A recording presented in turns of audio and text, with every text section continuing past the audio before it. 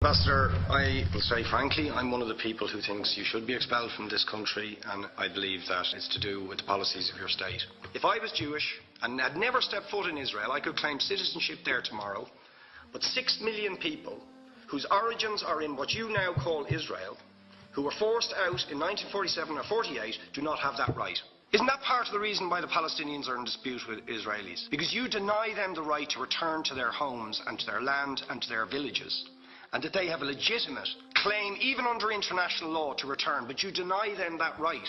Why do you deny them that right? And why do you give that right to other people who have no connection whatsoever with the land, whether you call it Israel or whether you call it Palestine? Why do you continue to seize land if you're serious about Oslo and the two-state solution, which under that agreement is land designated to be Palestinian land? 500,000 people, most of which has taken place since Oslo. You allow that to happen. Why do you allow it to happen? If you're serious about giving this land to the Palestinians, it's absolutely extraordinary. Are you not just taking us, Ambassador, for idiots? That you can say with a straight face, we're serious about peace, but while we're serious about peace, we're going to seize Palestinian land. And you expect the Palestinians to just sit back and do nothing about that. Now, you know what the Palestinian people have been asking for. Far less even than some people would ask for. Because I believe the whole apartheid system should be dismantled. But what they've asked for is to lift the siege of Gaza. Just to lift the siege of Gaza. Let them have an airport. Let them have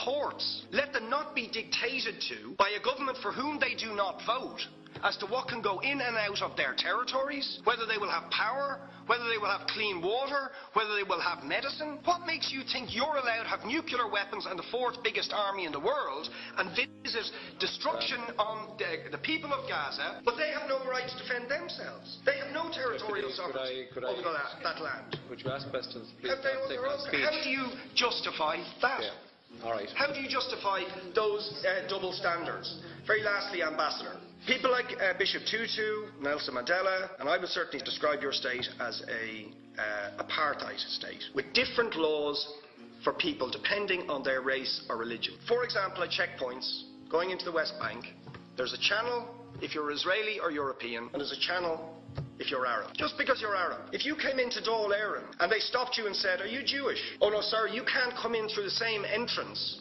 as Irish people or European people because you're Jewish," you would call that racism and apartheid. You practice that with your checkpoints and your military barriers and your apartheid wall. How can you justify